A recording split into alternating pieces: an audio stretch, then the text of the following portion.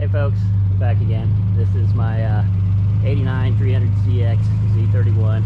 Just gonna do a quick walk around the car so you can kind of get a good look at it, so I can get used to this camera. This GoPro here.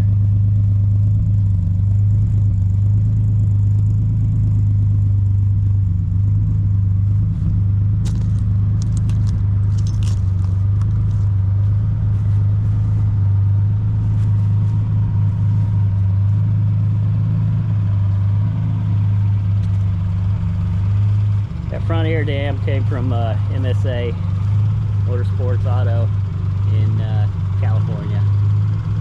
Had that shipped over here to Florida. That's where that came from.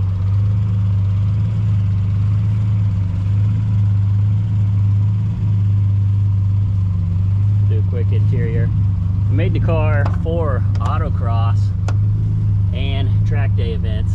That's what it's set up for. That's why I got that stance coil over suspension.